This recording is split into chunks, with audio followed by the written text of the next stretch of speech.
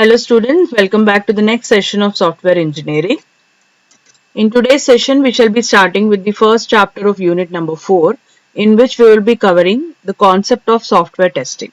So we will be learning about what is software testing, why is it important, what are its goals, what do we mean by testing and debugging, what do you mean by black box and white box testing, what is testing strategy, what is verification and validation, and what do you mean by the test strategies of conventional software, and finally we will be concluding with a concept called as debugging.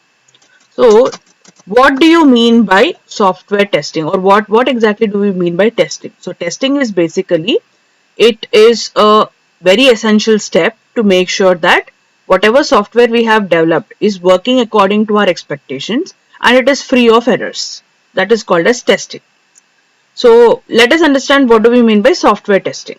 Software testing is like checking a product before selling it. So in software, it means like making sure that the software is working the way it should. It is also meeting the user needs and it does not have any bugs. Like if you take an example, so imagine like we are testing a login page. So testing basically ensures it is accepting, the login page is accepting the correct username and password.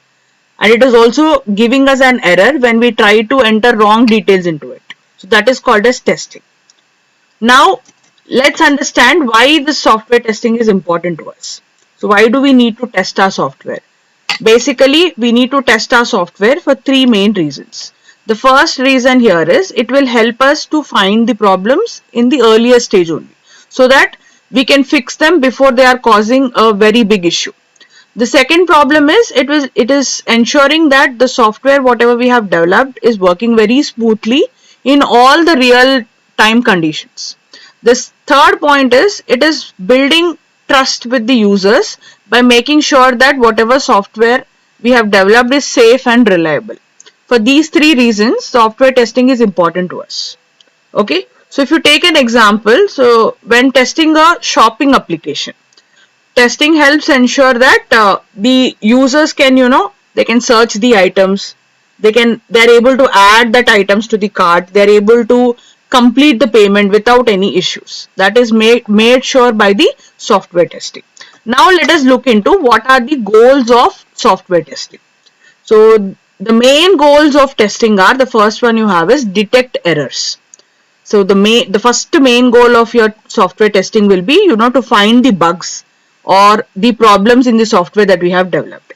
The second point you have is verify requirements. So the next goal of our software testing will be to check if the software is matching to what it has to actually do.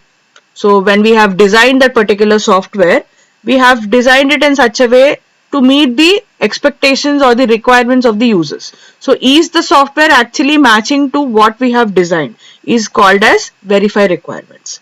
The third point you have is validate functionality. So here we will be confirming that it works well for the users. So as the users are expecting, if the software actually working as expected from the users is being checked here.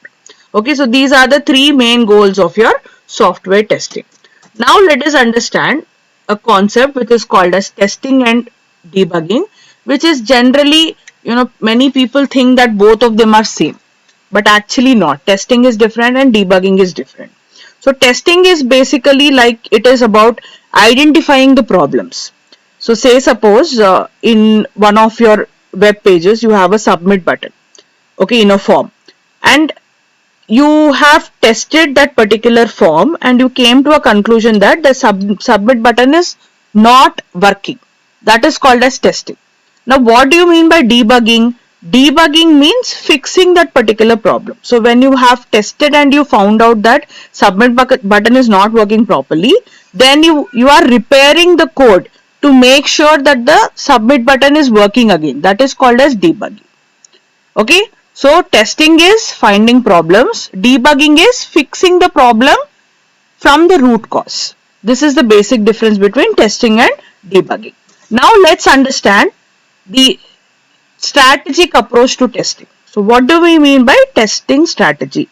So testing strategy is basically a step-by-step plan that will help us to test the software. So we should be having a plan as to how to move forward to test our particular software. So this particular plan is called as the testing strategy. So it will make sure that we are not missing anything important. Okay. Now, why is it important? Why do you think that, planning or having a testing strategy is important to us? The first point is it is going to save time and money by fixing the problems in the earlier stage only. The second point is it helps to test every part of the software properly. So since you have planned everything properly, you can test every part of the particular software also. The next one is it will ensure that software is meeting both the functional requirements as well as the user requirements also. Okay, so for these three reasons, you can say that testing strategy is important. Now let us see what are the various types of testings that are performed in this testing strategy. So we have planned step-by-step procedure to move forward with testing. So in this step-by-step procedure, what are the various testings that are actually being performed? The first one that is performed is your unit testing.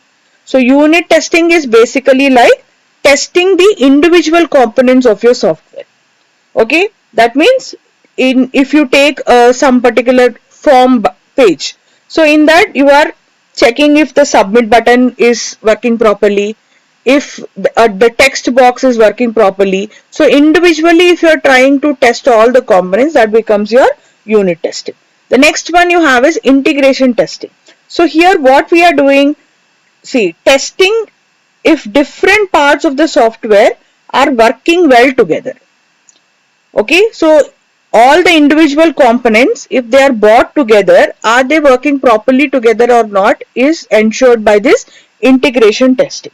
So you can take example like you are checking if the login button correctly is diverting or it is deviating us to the dashboard after entering valid details.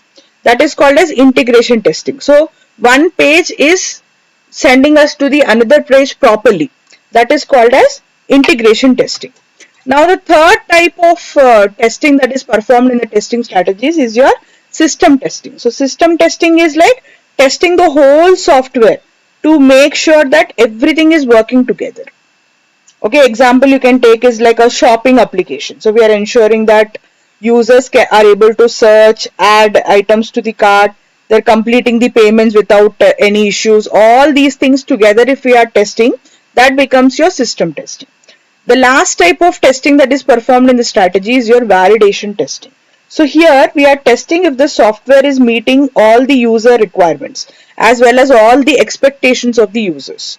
That is called as validation testing. So like for example, you can say you are allowing your users, to test a basic version of the software to provide a feedback. You can say the beta versions. So many of the applications in your Play Store nowadays are coming with the beta versions, so that it is being sent only to few of the users and users will use that application, give feedback. Depending upon the feedback, the modifications are done and it is released to the larger scale of users. So that is called as validation testing. So these are the four different types of testings that are performed in a testing strategy. So unit testing, integration testing, system testing and validation testing. Now let us understand a concept called as black box testing and white box testing. So basically the testing, whatever we are doing to our particular software, is divided into two broad categories. The first one is called as the functional testing, which is also called as black box testing. The second one is called as structural testing, which is also called as the white box testing. So let's understand what do we mean by this functional testing. Functional testing is testing what the software does. Okay, so without looking into how it is internally. So we are not going into the internal details. We are only checking if the software is functioning properly or not. That is called as functional testing. So you can take an example like in a calculator. You are just testing if I give two numbers and I am performing addition operation, is it giving me the correct result or not? You are not bothering about how the code is actually working, how this addition is being performed. Okay, that is called as the functional testing. Whereas coming on to the second one, which is called as structural testing, this one will test how the software is built with internal logic. So you will be internally checking with the logic if each logic that you have written in your code is actually being performing correctly or not. That is being tested in your structural testing. So you can take example like if you are testing a sorting algorithm, okay, you make sure that it works for all types of inputs. That is called as structural testing. Okay, now this particular structural testing is called as white box testing, and functional testing is called as black box testing. So let's look into few of the differences here. So black box testing will always concentrate on the functionality, that means what your software is doing.